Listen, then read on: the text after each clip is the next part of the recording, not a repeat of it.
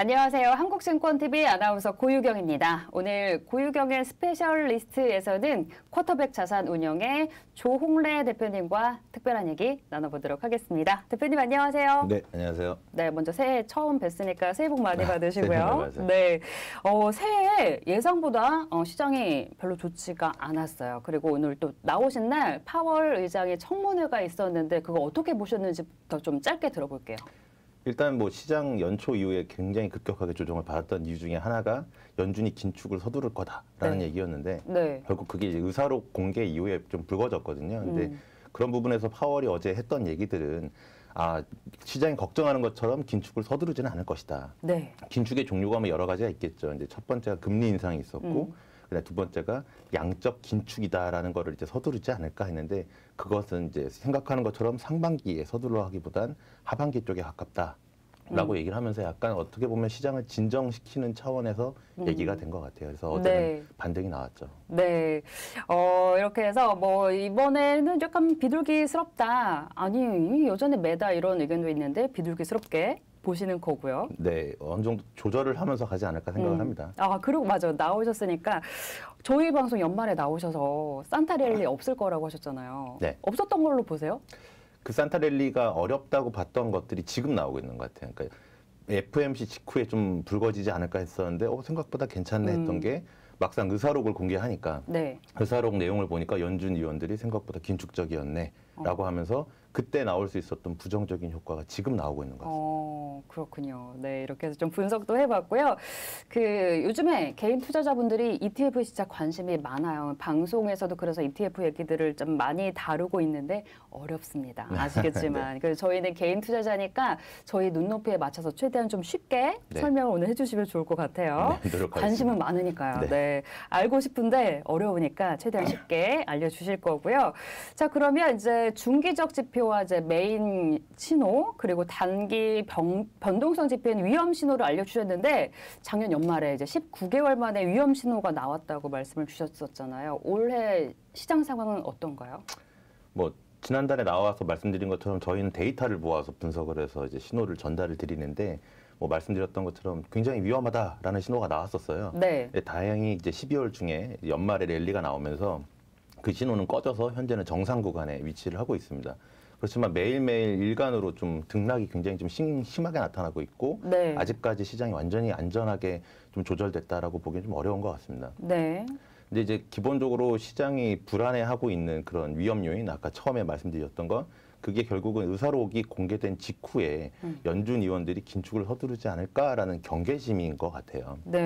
경계심이라고 하는 건 결국은 불안함, 불확실성인데 그게 이제 심리적인 거일 뿐이지 실제로 시장을 이렇게 끌어내릴 만한 그런 요인들이 현실화된 것은 별로 없습니다. 그렇기 때문에 단기적으로는 아마 FOMC가 다시 또 열릴 것이고 또 어떤 얘기들을 할까 이런 부분들을 좀 주목하면서 시장이 좀 반응할 것 같습니다. 그러면 지금은 이제 좀 정상이 됐다 얘기를 해주셨잖아요. 신호 한번 짚어볼게요. 네. 저희 쪽 그 신호를 보시면서 말씀을 좀 드릴게요. 가장 궁금해하시는 내용 중에 하나 그래서 이번 달 글로벌 주식 어떻게 될 것 같아? 라고 하는 게 첫 번째인데 제가 여기 이제 빨간색으로 하이라이트를 해드렸는데 저희 1월 신호를 보시면 여전히 미국을 비롯한 글로벌 주식에 대해서 긍정적으로 생각을 하고 있습니다. 이건 데이터 분석 결과고요. 밑에 보시면 여전히 선진국, 특히 그중에서도 미국을 가장 선호하고 있고 신흥국에 대해서는 좀 부정적이다라고 아직까지는 신호가 정리가 됩니다.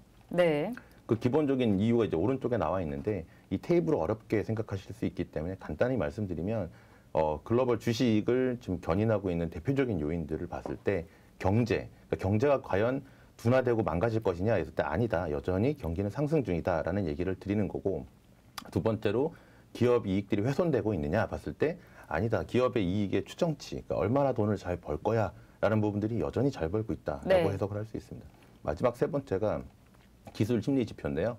여기서 이제 말씀드리는 건 최근의 조정에도 불구하고 가격적인 모멘텀, 결국 가격은 훼손되지 않았다. 여전히 상승 추세는 살아있고 심리도 조금 불안하겠지만 여전히 유지 잘 되고 있다라고 해석을 할 수 있습니다. 네, 이렇게 해서 신호 올 초 이제 어떻게 움직이는지 한번 짚어봤습니다.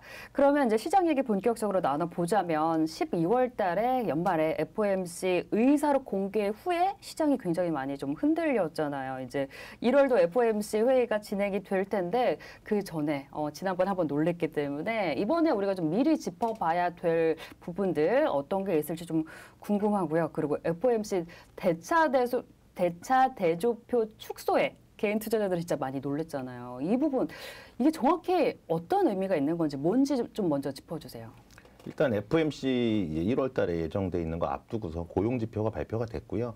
그 다음에 예정돼 있는 지표 중에서 이제 결국은 물가 관련된 지표들을 중요하게 보셔야 될 것 같습니다.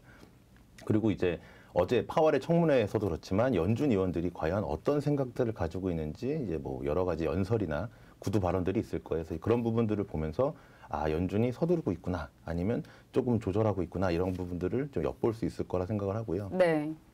아까 말씀드렸던 그 최근에 시장 하락을 견인했던 건 저 긴축을 서두르지 않을까라고 하는 그 걱정이었어요. 두 가지 측면이 있는데 하나는 금리를 빨리 올리지 않을까? 네. 금리를 건드릴 것이다. 두 번째가 현재 돈을 풀고 있는데 이 부분들을 회수하지 않을까? 이게 양적 긴축인데 네. 금리를 인상한 다음에 한참 있다가 이제 긴축이라는 걸 시작할 거라 생각했는데 생각보다 축소를 빨리 할 수 있겠네? 라는 부분들이 이제 시장을 끌어내렸다 보시면 됩니다. 네. 여기서 나왔던 내용이 말씀 주셨던 대차 대조표 축소인데요. 네. 그 저희 금융위기 이후에 연준이 막대한 유동성을 시장에 퍼부었습니다. 이걸 저희가 흔히 QE라고 하는데 퀀터터티브 이징, 어렵죠 말이, 양적 네. 완화입니다. 여기서 E라는 게 이징해서 좀 풀어준다는 얘기인데 네. 돈을 공급을 계속 시장에 하는 겁니다. 이게 어떤 식으로 하는 거냐면 중앙은행에서 채권을 시장에서 사들입니다. 그러니까 국채나 아니면 여러 가지 채권들을 시장에서 사들이면서 그 돈을 시장에 풀어주는 걸 양적 완화라고 하고 있고요. 네네. 흔히 많이 들어보셨겠지만 테이퍼링이라고 하는 얘기는 그 사고 있는 매수의 금액을 점점 줄여가겠다는 네네. 겁니다. 흔히 수도꼭지를 조금씩 잠그는 거죠.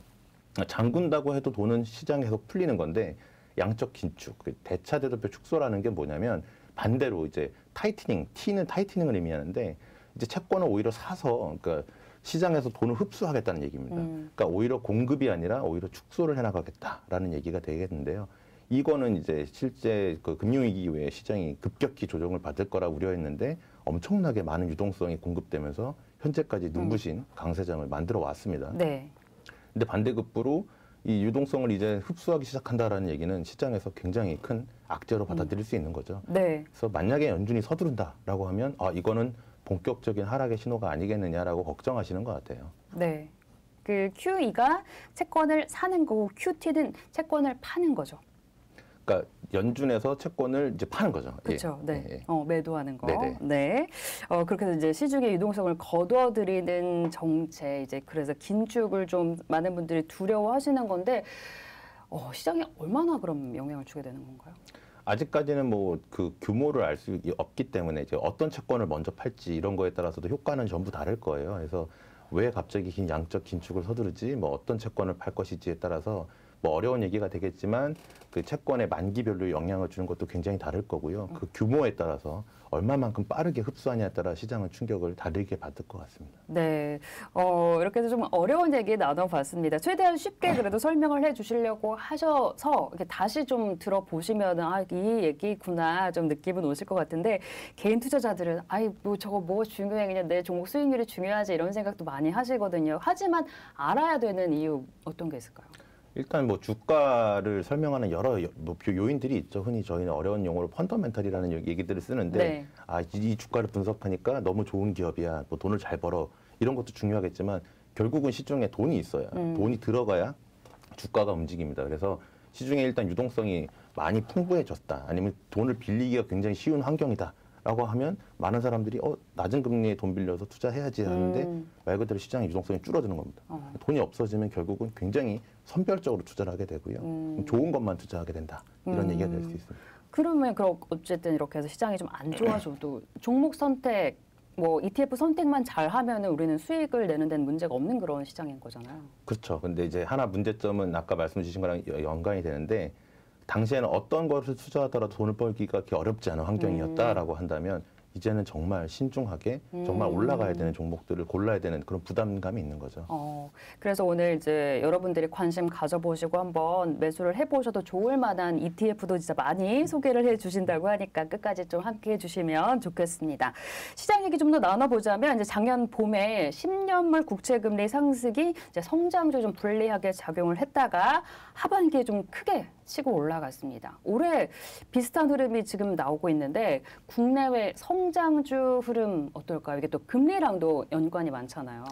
그렇죠. 금리가 가장 크게 영향을 주는 변수인 것 같습니다. 작년에 이제 기억하시면 미국의 10년물 기준으로 채권 금리가 1.7, 1.8 수준까지 올라가면서 성장주가 타격을 받았어요. 그리고 2% 넘는 게 아니냐라고 했는데 금리는 다시 1% 초반대까지 내려오면서 결국 연말까지 성장주의 랠리가 나타났었습니다. 현재 10년물 금리가 1.7에서 1.8 사이 다시 왔거든요. 이렇게 올라오는 과정 중에서 성장주가 좀 조정을 받았어요. 근데 문제는 여기서부터 성장주 어떻게 될 거야? 라는 얘기인데 금리 수준이 현재는 2%를 넘어갈 수도 있겠다라는 얘기가 나오고 있고 실제로 연준이 올해부터 뭐 금리를 인상하고 양적 긴축을 한다라고 하면 성장주한테는 과거 한 2년 동안 봤던 우호적인 환경은 아닐 가능성이 좀 큽니다. 그래서 예전에 기대하셨던 그런 수익률을 거두기는 조금 쉽진 않을 것 같다라고 보이는데 네. 작년에 나왔던 것처럼 금리가 현재 1.8 레벨에서 2%, 2.5%까지 한 방에 날아가는 상황은 좀 어려울 것 같아요. 지금 인플레이션 지표도 좀 둔화가 서서히 되고 있고 해서 성장주가 일정 수준 조정을 받았다라고 하면 그만큼 뭐 가격적인 매력이 올라간 거고 기본적으로 성장주가 갖고 있는 그 기업 실적을 달성하는 힘, 네. 얼마나 탄탄한 기업인가에 대한 그 투자 매력은 변함은 없습니다. 그렇기 때문에 좀 좋은 성장주를 선별하신다면 충분히 투자 기회는 있을 것 같습니다. 네, 그러면 이제 국내외 성장주 흐름이 어떨까 이 부분이 좀 많이 궁금하실 텐데 지금 당장은 알 수는 없고 기업별로 다른 건가요? 기업별로 다를 수밖에 없죠. 그러니까 아까 유동성 환경도 말씀드렸지만 이 기업이 얼마나 독보적인 파워를 가지고 있는지 그다음에 이제 높아지는 생산자의 물가 부담을 얼마나 고객들, 소비자들한테 전가시킬 수 있는지에 대한 이런 비즈니스적인 측면들에 따라서 굉장히 좀 갈릴 것 같습니다. 그래서 뭐 계속 체크를 해보자는 게 실적이랑 그리고 뭐 자산이 어느 정도 있는 기업이니 그런 부분들은 좀 필수로 체크를 해봐야 될까요? 맞습니다. 그래서 뭐 저희끼리 많이들 쓰는 용어고 아마 신문에서 보실 텐데 뭐 지금이 유동성 장세다, 지금이 종목 장세다 이런 얘기가 유동성 장세는 어떤 기업이든 상관없이 시중에 유동성이 많기 때문에 우호적인 환경이다라는 얘기를 하는 거고요. 종목 장세라고 얘기가 나오면 일단 조심하셔야 되는 게 지금은 정말 종목을 잘 선택해야 되는 구간이구나. 이렇게 생각하시면 됩니다. 바로 요즘 같은 때가 될 것 같습니다. 네. 그러면 이제 종목을 정말 잘 선별해야 되는 종목별 장세가 계속 좀 펼쳐지고 있는데 그럴 때일수록 또 자산 배분도 중요하지 않나 싶어요. 오스템 임플란트 이제 횡령 사건으로 자산 배분, 자산 분배가 얼마나 중요한지 다시금 얘기를 많이 나오고 있습니다. 지난번에는 이제 달러 보유의 중요성도 얘기를 해주셨는데 굉장히 좀 다양한 이제 투자처가 있잖아요. 올해는 어느 쪽이 유망할까요? 오스템 임플란트 사건 자체가 아마 저희가 누누이 강조하는 부분인 것 같아요. 그러니까 개별 기업을 선택했을 때 얼마나 그 기업의 위험에 노출될 수 있는가. 한 개의 기업에 투자를 하려고 하는 그런 부분들이 굉장히 매력적으로 보일 수 있겠지만 잘못된 기업을 선택했을 때 그 후폭풍이 있기 때문에 그래서 저희는 ETF 투자를 굉장히 권장을 드리는 바이고요. 여러 개의 기업에 분산 투자하셔라라는 얘기고 뭐 다 어떤 자산이 좋겠느냐 말씀 주셨는데 사실은 지난번에 나와 설명드렸지만 자산 배분은 공격과 수비의 역할하는 자산들이 결합이 되어 있습니다. 그래서 그 중에서 어느 하나가 특별하게 좋을 것 같다라기보단 1년을 지나오면서 좋았던 자산, 그러니까 좋을 자산과 안 좋은 자산이 움직이는 구간이 다릅니다. 그렇기 때문에 공격과 수비가 좀 조화를 이루어야 되기 때문에 현재 시점에서 뭐를 꼭 가져가라라고 말씀드리긴 조금 쉽지는 않고요. 그래도 분명히 강조드리고 싶은 부분은 지난번에 말씀드린 것처럼 개인의 포트폴리오, 내가 투자하고 있는 대상 중에서 만약에 달러와 관련된 투자가 없다라고 하신다면 달러로 표시된 자산, 이거는 꼭 달러를 사라는 얘기가 아니라 달러로 표시된 ETF도 좋고요. 주식을 하더라도 해외 주식을 투자하시면서 달러의 움직임에 연동되는 거를 꼭 본인에게 보유하시는 게 좋다라고 말씀을 드립니다. 또 하나가 이제 인플레이션 시대가 본격화되고 있어요. 결국은 그렇기 때문에 금리를 올리는 거겠죠. 그래서 인플레이션에 대비하기 위한 자산들, 흔히 뭐 부동산 아니면은 이제 뭐 흔히 얘기하는 원자재 이런 부분들에 대한 투자도 반드시 늘려가시는 게 높아지는 인플레에 대응하는 좋은 수단이 될 것 같습니다. 네, 뭐 부동산이나 원자재에 투자를 하는 것도 이제 인플레이션의 뭐 해지 전략이 될 수 있다라는 얘기신 것 같은데 원자재도 진짜 여러 가지가 있잖아요. 근데 원자재 투자하면 개인 투자자들은 더 어려워요. 아니 뭐 그런 거 우리가 살 수 있는 거야? 이렇게 생각하시는 분들도 많이 계실 거거든요. 그 원자재 투자 자체가 쉽지가 않기 때문에 그 원자재 분석이 굉장히 어렵기 때문에 그런데요. 지난번에 저희 심현수 상무님이 나오셔서 얘기한 것처럼 종합 원자재 지수를 따라가는 ETF가 있습니다. 그래서 뭐 금, 아니면 원유, 농산물 뭐 이런 거를 다 꼽아서 하나의 품목을 투자하고 싶어 하시기보다는 전체적인 원자재 종합 지수가 올라간다라는 측면에서 이제 원자재 ETF를 사용하시는 게 좋습니다. 네. 그게 DBC 같은 종목을 말씀 주셨을 거예요. 네, DBC 그 ETF 원자재 ETF도 지난번에 얘기를 주셨던 부분 혹시 관심 있으시다면 한 번 더 체크를 해 보시는 게 좋겠고요. 작년 연말에 이제 출연하셨을 때에는 포트에 신흥국 비중이 없다고 또 얘기를 주셨었습니다. 2022년 하반기에는 신흥국이 좀 더 나을 거다 이런 예상도 나오고 있거든요. 신흥국에 대해서는 앞으로 어떻게 봐야 될까요?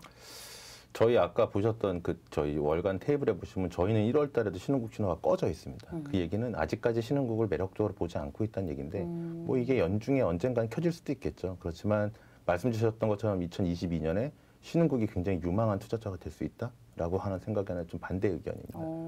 이게 이유가 앞에 나왔던 것처럼 선진국에서 양적 긴축이 들어가고 금리를 인상하는 구간이 온다라고 하면 시중의 유동성이 축소된다 말씀드렸잖아요. 네. 굉장히 선별적인 투자가 이루어지는데 그때 가장 먼저 자금이 이탈하고 가장 타격을 받을 수 있는 자산이 뭐냐라고 하면 결국 첫 번째 신흥국이 됩니다. 달러는 오르고 선진국으로 돈은 다시 흘러 들어가는데 가장 먼저 빠져나오는 게 신흥국이기 때문에 매크로적인 환경으로 봤을 때 과연 지금 현재 신흥국이 선진국을 뭐 넘어서는 우월한 수익률을 기대할 수 있을까? 굉장히 어렵지 않을까 생각을 하고 있습니다. 네. 뭐 반면에 작년에 미국 쪽이 워낙에 좋았고 우리 쪽이 안 좋았기 때문에 올해는 다를 것이다 이렇게 보시는 시각들이 있더라고요. 그게 이제 매년 나오는 것 같아요. 뭐 미국이 너무 좋았기 때문에 올해는 뭐 중국이나 인도 이런 데가 훨씬 좋을 거야. 그런데 실제 미국의 강세장이 계속되고 있고요. 신흥국 같은 경우는 이제 개별 국가로 봤을 땐 베트남처럼 막 튀어오르는 국가들이 있지만 전체적으로 봤을 때 신흥국이 좋을 수 있을까에 대해서는 여전히 회의적이라고 보고 있습니다. 네, 여전히 선진국이 지금 올해도 더 좋을 것 같다라는 시각 확인을 해봤습니다. 그리고 이제 월가에서는 2022년 유망 섹터로 에너지 그리고 금융을 꼽았습니다. 최근에 뭐 연초에도 이런 종목들이 업종들이 좋은 흐름을 이어가고 있는데 그러면 이제 이쪽 ETF를 짚어보자면 에너지 관련 ETF는 지난번에 이제 심현수 상무께서 ICLN 소개해 주셨고요. 금융 관련 ETF 또 최근에 금융주가 흐름이 너무 좋다 보니까 관심 많이들 가지시거든요. 금융 ETF 어떤 게 좋을까요? 아마 이제 월가에서도 올해 테마 중에 하나로 이제 에너지랑 금융을 꼽은 게 금융 같은 경우 금리 인상기에 좀 수혜를 볼 수 있다는 측면인 것 같아요. 이게 반드시 부동어처럼 꼭 성립하는 건 아니기 때문에 주의하셔야 되긴 하는데 그냥 가능성이 높다 정도로 봐야 그렇게 되나요? 해석하시는 게 네. 좋습니다. 저희도 금융주 굉장히 좋아하고 있고 많이 사용하는데 저희가 투자하고 있는 그 대표적인 ETF는 XLF라고 하는 종목입니다. 이제 파이낸스 업종에 투자하는 ETF라고 보시면 되겠고, 그 미국에 있는 S&P 500 지수 내에서 다양한 금융권에 투자하고 있는 ETF라고 보시면 되겠습니다. 네. 그리고 또 지방은행 ETF 이런 것도 있더라고요. 네, 맞습니다. 지방은행들도 굉장히 좀 핫하게 움직이는 종목들인데 그 지방은행들만 모아서 투자하는 KRE라고 하는 또 ETF가 있고 실제 만약에 보실 수 있으면 그 차트라든지 아니면 최근의 주가를 보시면 굉장히 가파르게 계속 올라가는 부분들을 확인하실 수 있습니다. KRE, 네, ETF 미국 지방은행 모여있는 미국 지방은행 ETF입니다. 이 종목도 금융 관련해서 금리 인상 시기에 매력적인 ETF가 될 거다 얘기 주셨고요. 자, 그러면 이제 이번 달에 올해 들어서 이제 비중을 좀 높였거나 새롭게 편입하신 ETF 소개도 좀 들어볼 수 있을까요? 네, 일단 비중이 좀 올라간 종목을 말씀을 드릴게요. 이게 가장 기본적으로 저희가 가져가는 종목 중에 하나인데 보시면서 말씀을 좀 드리겠습니다. 네. IDEB라고 하는 종목인데요. 이게 저희가 가장 핵심적인 포트폴리오 중에 하나로 가져가는 ETF입니다. 이 종목은 그 전 세계 선진국에 투자하는 ETF예요. 저희가 미국을 굉장히 좋아하고는 있지만 선진국에 투자할 때 미국 외에도 굉장히 다양한 선진국이 있습니다. 그래서 여기 이름을 보시면 iShares, 코어, MSCI 인터내셔널 이렇게 쭉 어려운 얘기들이 써 있는데 좀 보시면 iShares라고 하는 건 블랙락이라고 하는 미국의 가장 대표적인 ETF 운용사가 운용하는 ETF에 쓰이는 이름입니다. 네. 앞으로도 iShares 보면 아 이거 블랙락이 하는 거구나라고 생각하시면 되겠고요. 뒤에 나오는 MSCI 인터내셔널 이게 이제 어떤 지수를 따라가는 ETF냐라는 건데 여기서는 선진국 종합 지수에 따라가는 ETF다라고 해석을 하시면 됩니다. 여기서 이제 인터내셔널이라는 이름이 들어갔는데 아마 앞으로도 많이 보실 거예요. 이제 글로벌이라는 이름이 들어갔다라고 하면 미국을 포함하고 있구나라고 보시면 되고 인터내셔널이라고 써 있으면 미국을 제외했구나라고 보시면 됩니다. 네. 그래서 이 종목은 미국을 제외한 선진국에 투자하는 ETF다라고 생각을 해주시면 되겠습니다. 네. 그럼 이제 어디에 투자하냐가 좀 중요할 것 같은데 다음 자료를 한번 보실게요. 네.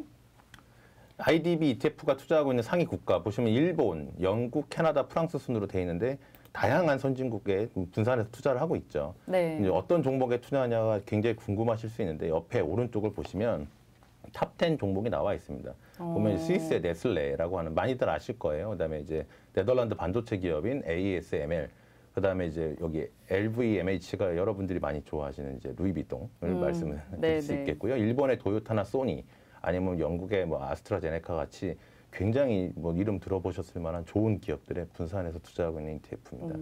그래서 선진국 투자에 관심이 있다라고 생각하시면 충분히 담아보실 만한 종목이라 생각을 하고요. 네. 미국의 비중을 조금 축소하면서 이번 달에 저희가 이 종목의 비중을 좀 늘려서 특징적으로 말씀을 좀 드렸습니다. 네, IDEV ETF의 비중을 좀 높였다 얘기를 주셨네요. 오, 정말 우리가 아는 종목들이 쭉 들어있네요. 네. 그러면서 또 한편으로 좀 부러운 생각이 드는 게 저기 선진지수에 우리나라 언제 편입될 수 있을까 약간 이런 약간의 부러움? 네. 그런 생각도 드는데 어떻게 보세요? 매년 얘기가 나오는 것 같아요. 이제 뭐 언제 우리는 선진국 지수에 편입될 수 있냐는데 이게 그쪽에서 심사하는 기준들을 거의 다 충족했음에도 아무래도 예전에 만들어졌던 그 기준 때문에 쉽게 움직이지는 않는 것 같습니다. 여기서 생각할 건 저희가 선진국 지수로 가는 게 저희한테 유리한가에 대해 생각을 하면 그거 저희가 신흥국 지수에서 빠지면서 유출되는 금액과 선진국 지수로 편입됐을 때 들어오는 금액을 비교하면 그다지 그렇게 우호적인 변경은 아닐 수 있다라고 생각을 하고 있습니다. 그래도 이 시장 참여자의 한 명으로서 우리가 신흥국 지수에 포함된 것보다는 선진국 지수에 가서 뭐 처음에는 충격이 있을 수 있겠지만 장기적으로 봤을 때는 그게 좋지 않을까요? 아무래도 선진국 지수로 좀 포함이 되는 것 자체가 시장이 인정을 받은 게 되니까 저희도 뭐 하루빨리 선진국 지수 편입되기를 계속 기대하고 있습니다. 네, 선진국 지수 저희도 이제 좀 과정은 걸리죠. 시간도 걸리고 하는데 그래도 좀 편입되기를 바라면서 네, 이렇게 선진국, 신흥국 얘기를 하다 보니까 또 그 부분이 생각이 나서 짚어봤습니다. IDEV ETF의 비중을 늘렸다. 그리고 또 다른 거 좀 새로운 ETF 있다면 들어볼게요. 아까 XLF라고 하는 파이낸스 업종을 말씀드렸는데 네. 이제 미국의 기술주들에 투자하는 XLK라고 하는 종목을 이번에 좀 신규로 또 편입한 그런 저희 상품들이 있습니다. XLK 화면 보시면서 말씀드릴게요. ETF 명칭을 보시면 테크놀로지 셀렉트 섹터라고 되어 있습니다. 이게 결국 기술 업종, IT 업종에 투자하는 ETF다라고 보시면 되겠고 SPDR이라고 하는 이게 이제 운용사 이름입니다. 네. 미국의 유명한 스테이트 스트리트라고 하는 운용사가 운용을 하고 있는 종목인데 아까 그 XLF가 금융 업종에만 투자하면 이건 기술 업종에만 투자하는 상품이다라고 보시면 되겠고 그래서 상위 섹터를 보시면 미국의 소프트웨어, 컴퓨터, 반도체 등등 대표적인 미국의 이제 기술주 업종에 분산해서 투자가 되고 있고 역시나 어떤 종목에 투자하지가 가장 궁금하실 텐데 상위 10개 종목을 오른쪽에 정리해 놨습니다. 보시면 애플, 마이크로소프트, 엔디비아 등등 여러 가지 종목들이 나와 있죠. 그래서 저도 가장 많이 받는 질문 중에 하나가 뭐 테슬라 어때? 네. 애플 어때? 이런 질문들인데 저는 개별적인 종목 하나를 잘 뭐 선택해서 투자하는 것도 좋겠지만 만약에 미국의 뭐 마가처럼 굉장히 이제 대명사처럼 유명해진 미국의 기술주의 조합들이 있잖아요. 네. 이거에 투자하고 싶다라고 한다면 이 미국의 기술주 업종 ETF 하나에 투자하시는 것만으로도 수많은 기업에 분산해서 투자하실 수 있는 효과가 있기 때문에 굉장히 뭐 매력적인 수단이 아닐까 생각을 합니다. 네, XLK. 네, XLK 좀 짚어봤습니다. 그리고 뭐 ETF 투자를 워낙에 지금 많이 말씀을 해주고 계시잖아요. ETF 그래서 또 개인 투자자들의 관심도 슬슬 갖고 있는데 정말 그 매력을 보자면 어떤 게 있을까요? ETF 투자 매력이요. 네. 뭐 많은 분들께서 이제 저는 계속해서 오스템 임플란트 얘기를 드리는 게 종목을 하나 선택하는 게 과연 좋을 것이냐. 그러니까 페이스북을 좋아하시는 분들이 많으셨는데 네. 메타라는 이름을 바꾸면서 페이스북이 흔들렸어요. 근데 페이스북 하나만 좋아하시는 게 아니라 미국의 대표적인 기술주를 좋아하시는 거잖아요. 그럴 경우에 굳이 종목 하나를 잘 선택해서 누릴 수 있는 건 다른 종목이 안 움직일 때 내 선택이 맞았다라는 그냥 희열일 수 있겠는데 반대로 네. 그게 움직이지 않았을 때 그 심리적인 타격이 있습니다. 그래서 만약에 미국의 기술주가 좋다라고 하면 기술주들을 묶어놓은 종목을 투자하시는 게 어떨까 생각을 하고요. 또 특징적인 것 중에 하나가 이제 이 XLK라는 종목의 한 단가, 그러니까 한 주당 가격이 지금 한 160불 정도, 그러니까 우리나라 돈으로 하면 20만 원 정도 수준입니다. 네, 네. 20만 원으로 미국의 기술주를 전부 다 가질 수가 있는 거예요. 근데 그쵸. 만약에 애플이라든지 네. 뭐 여러 가지 마이크로소프트 같은 종목을 한 주씩이라도 가지려고 하시면 적어도 적게는 60만 원에서 많게는 몇백만 원까지도 필요하십니다. 네. 한 주씩 가져가는 게. 그렇죠. 그래서 이제 적은 자금으로도 효율적으로 미국의 기술주에 투자하고 싶다라고 하신다면 ETF가 훨씬 더 그런 면에서는 유용할 수 있겠습니다. 최근에 이제 소수점 매매라고 해서 네. 한 주를 쪼개서 소수점 단위로 살 수 있는 네, 뭐 미니 스탁 이렇게 네, 맞습니다. 하더라고요. 네. 그런 것들이 생겼어요. 그러니까 뭐 꼭 굳이 한 주가 아니라 0점 몇 주라도 여기 지분을 가져가게끔 해주는 서비스거든요. 코인처럼 이렇게 쪼개서 살 수 있게. 맞습니다. 네. 근데 그게 이제 굉장히 제가 봤을 때 파격적인 서비스지만 아직까지는 그쵸. 수수료도 들어가고요. 이게 실시간 매매가 되지 않아요. 그 팔기가 또 쉽지가 않죠. 맞습니다. 네. 근데 그런 뭐 젊은 층, 청년층 학생들이 이렇게 용돈 모아서 테슬라 1,000원어치, 2,000원어치 이렇게 모아가는 데는 좀 좋을 것 같더라고요. 네, 맞습니다. 그게 이제 아직까지 ETF에는 적용이 안 되고 있어서 그런데 만약에 ETF에 적용이 된다면 똑같은 얘기가 될 텐데 굳이 테슬라 한 주, 애플 한 주보다는 XLK 0.1주, 1,000원이나 커피값 아껴서 XLK를 담아가면 저한테는 애플 한 0.2주 이런 게 아니라 미국의 전체적인 기술주가 조금씩 늘어나는 효과가 있기 때문에 뭐 소수점 매매가 좀 더 발전하고 ETF까지 허용된다면 충분히 고려해 볼 만하지 않을까 생각합니다. 네, 기술주가 쭉 들어있는 뭐 애플, 마이크로소프트, 엔비디아 뭐 이런 얘기 우리 뭐 얘기 많이 하잖아요. 어도비에 엑센추어, 브로드컴, 세일스포스까지 다 들어있는 다 살 수 있는 ETF가 XLK ETF입니다. 미국 기술주 관심 있으신 분들 투자해 보시는 것도 좋을 것 같아요. 자, 그러면 지금까지는 이제 미국에 상장된 ETF를 주로 말씀을 주셨는데 국내 ETF도 또 빼놓으면 섭섭합니다. 네, 국내 ETF 중에 소개해 주실 만한 거 어떤 게 있을까요? 네, 국내 ETF 시장도 굉장히 많이 발전을 했고 거래량도 늘어나서 좋은 종목들이 많이 있고요. 저희도 그래서 국내 ETF만 모아서 운용하고 있는 상품들이 있는데 네. 뭐 화면을 보시면서 설명을 드릴게요. 일단 선진국 지수 ETF를 말씀드리겠습니다. 이게 아까 보셨던 IDEB랑 매칭이 되는 종목이에요. 우리나라에 있는 선진국 주식에 투자하는 종목이 뭐가 있지라고 하면 대표적으로 이게 한화자산운용에서 운영하는 아리랑이라고 하는 ETF인데 아리랑 선진국 MSCI 결국 MSCI가 지수 공급자인데 이제 선진국 지수를 따라가게끔 만들어 놓은 대표적인 ETF다라고 보시면 되겠습니다. 그래서 만약에 아까 말씀드렸던 IDEB라는 종목 대신 국내에서 선진국 종목을 찾으신다라고 한다면 이 아리랑 선진국 종목을 투자하시면 똑같은 효과를 기대하실 수가 있을 거고요. 그 다음으로 이제 미국 및 글로벌 업종에서는 저희가 이번 달에 뽑힌 것들 위주로 정리를 했는데 네. 코덱스라고 하는 삼성자산운용에서 운영하는 미국의 S&P 산업재 이거는 S&P 500 지수 내에서 산업재 종목들을 모아놓은 종목이라고 보시면 되겠고요. 타이거 S&P 500은 미래에셋 자산운용이 운용하고 있는 S&P 500 내에서 글로벌 헬스케어, 헬스케어와 관련된 종목들에 투자하는 그런 ETF다라고 보시면 되겠습니다. 그래서 이 종목들 하나만으로 미국의 산업재나 글로벌 헬스케어에 투자하실 수 있기 때문에 굉장히 좋은 업종 ETF라고 보시면 되겠고 마지막에 제가 위성이라는 표현을 썼는데 코덱스 글로벌 4차 산업 로보틱스라든지 타이거 뭐 차이나 CSI 300입니다. 먼저 위성을 설명을 드려야 될 것 같아요. 네. 아까 제가 저희 핵심 포트폴리오 뭐 위성 이런 얘기 했는데 위성은 말 그대로 중심을 서서히 돌면서 돌아다니는 작은 행성을 의미하잖아요. 네. 그래서 전체 자산 중에 상당 부분을 핵심 포트폴리오에 넣고 정말 남는 조그마한 금액으로 이제 좀 양념처럼 들어가는 일정 수준만 들어가라라고 하는 그런 종목이라고 보시면 되겠습니다. 네. 코덱스 글로벌 4차 산업 로보틱스는 로봇, 자동화 이런 거에 투자하는 그런 산업에 투자하는 ETF라고 보시면 되겠고 타이거 차이나 CSI 300은 중국 본토입니다. 상해나 심천에 상장되어 있는 시가총액 1위부터 300위까지의 기업에 고르게 투자하고 있는 중국 본토 ETF라고 보시면 되겠습니다. 네, 이렇게 해서 국내 ETF까지도 좋은 종목들 소개를 해주셨습니다. 오늘도 진짜 많은 얘기를 나눠주셨는데 아무래도 뭐 이렇게 해외 ETF 투자도 많이 하시지만 글로벌하게 워낙에 시장 분석을 많이 하시잖아요. 지금 뭐 시장이 작년 연말부터 조금 어려워진 게 그 미국에서 금리 인상 긴축 얘기 나오면서부터잖아요. 그래서 금리도 뭐 6월에 올린다고 했다가 3월부터 올린다고 했다가 3월이면 진짜 얼마 안 남았는데 올해 또 지금 연초에 나오셨으니까 올해 시장 전망 좀 들어볼게요. 이미 연간으로 그 우려하고 있는 부분 중에 하나가 금리를 3월에 올릴 것 같다라고 했던 부분들까지는 반영이 끝난 것 같아요. 그래서 여기서 뭐 더 급격하게 당장 1월 달에 올릴 게 아니라면 금리 인상 때문에 충격은 좀 제한적이지 않을까 생각하고 두 번째 변수가 그 양적 긴축이었잖아요. 네. 그 부분을 유사로 공개된 다음에 큰일 났다. 3월에 서두르지 않을까 생각했던 부분들이 파월이 어제 얘기했습니다. 하반기가 될 거다라고 해서 나왔기 때문에 상반기 중에 지금 더 시장이 흔들리면서 크게 긴축에 동요할 가능성은 좀 제한적이지 않을까 생각을 하고 있고요. 그래서 일정 수준 기간 조정이 끝나면 반등이 나올 것 같다.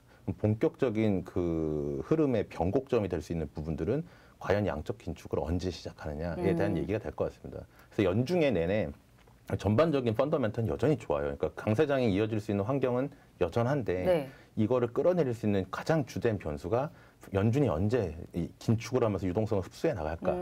그래서 그때마다 이제 FOMC가 열리고 곧바로 이후에 이제 기자회견을 하고 파월이 여러 가지 얘기를 던지는데 이때 그 긴축의 시점, 시작 시점이 언제가 될 거라고 하는 그 얘기들을 그 힌트를 얻으려고 하는 시장의 움직임이 있을 겁니다. 네. 그때마다 아마 시장은 등락이 있을 것 같은데 저는 굴곡은 있을지언정 계속 시장은 걱정의 벽을 타고 올라갈 거라고 보고 있습니다. 그래서 네. 전반적으로 봤을 때 연간 글로벌 자산 시장 좋다. 대신 과거 지난 2년과 마찬가지로 굉장한 강세장이 펼쳐지기보다는 조금 신중하게 좀 조심스럽게 접근하시는 게 좋을 것 같다 생각합니다. 네, 지금 그래서 일단 금리 올리는 거는 기정사실이고 시장은 이미 그 충격을 다 어느 정도는 받은 상태라서 더 이상 끌어내릴 요인은 아닌데 긴축이 조금 하락이 요인이 될 수 있다고 하셨잖아요. 그 긴축을 일단 채권 매도로 하는 건데 그래서 어떤 채권을 언제 어떻게 파는지도 다양한 변수가 있잖아요. 맞습니다. 그 부분은 혹시 분석을 예상을 안 하고 계신가요? 일단 가장 먼저 얘기 나오는 건 MBS라고 하는 이제 모기지라고 하는 거를 뭐 담보로 해서 만든 그 증권들을 먼저 할 거다라는 얘기가 나오고 있는데 아직 정해진 게 아무것도 없어요. 그래서 네. 그러니까 채권은 이제 만기라고 해서 이제 여러 가지 종류들이 있는데 네, 뭐 2년물, 10년물, 막 2년물, 이렇게, 10년물 네. 이렇게 있는데 어느 거를 먼저 팔 건가에 따라서 받는 충격이 달라질 겁니다. 근데 개인적으로는 현재까지 나온 거로 봤을 때 왜 이 시점에서 연준이 양적 긴축이라는 카드를 꺼냈을까를 보면 금리가 인상이 된다는 건 단기 금리라고 하는 시중에 네. 기준 금리를 올리는 거예요. 네. 기준 금리는 올라가는데 장기 금리는 안 올라가고 있으면 흔히 저희는 플래티닝이라는 표현을 쓰는데 이게 수익률 곡선이라는 게 낮아집니다. 이 경우가 심각해지면 경기가 이제 리세션이라고 하는 이런 부분 아니면 스태그플레이션 이런 우려들이 나올 수 있어요. 그러니까 뭐 어려운 얘기가 되겠지만 결국은 연준에서는 이 각도를 조절해주는 역할을 굉장히 신경을 써야 되기 때문에 네. 이걸 만들 수 있는 채권들을 먼저 팔 것 같습니다. 그 얘기는 단기보다는 좀 장기 아니면 시중의 금리를 조절하기 위한 수단으로 여러 가지 채권의 카드들을 만지작거릴 수 있다라고 좀 설명을 드릴 수 있겠고요. 네. 좀 어려운 얘기가 되겠지만 연준에서는 가지고 있는 여러 가지 정책들이 있는데 시장을 상황을 보면서 아마 하나씩 던져 나갈 겁니다. 너무 시장이 동요하고 걱정스러워하면 우리 그렇게 빨리 움직이지 않을 거야라고 톤 다운을 시킬 거고요. 만약에 인플레이션이 너무 급격하게 높아진다라고 하면 좀 서두를 수도 있고 이거는 네. 그때마다 달라질 것 같습니다. 그래도 크게라도 일단은 예상은 해보고 계시네요. 네, 그 의견이 좀 궁금해서 들어봤습니다. 뭐 지금은 글로벌하게 다 보시지만 원래 국내 주식 펀드 매니저로도 활동을 하셨었잖아요. 네. 이제 국내는 이제 지금 변수가 곧 3월에 대선이라는 게 있잖아요. 그동안 이제 펀드 매니저 하시면서 대선도 여러 번 겪으셨고 시장도 오랫동안 경험을 하셨는데 올해 그럼 우리 시장은 어떻게 예상하시나요? 한국 시장도 앞에 저희가 테이블에 정리했지만 현재는 중립적인 수준이에요. 그러니까 여기서 뭐 지수가 더 2,000선 초반까지 빠져내려갈 가능성은 제한적이다. 그렇지만 다시 3,300~400까지 급하게 올라갈 거냐라고 봤을 때 그 동력은 많이 떨어져 있다고 보고 있고요. 최근에 시장이 조금 조정을 받거나 힘을 못 쓰는 이유가 저는 이제 어제 오늘 시작됐던 LG 에너지 솔루션의 역할이 크다라고 생각을 합니다. 그 얘기는 뭐냐면 여기에 청약을 하기 위해서는 엄청난 자금이 필요한데 그쵸.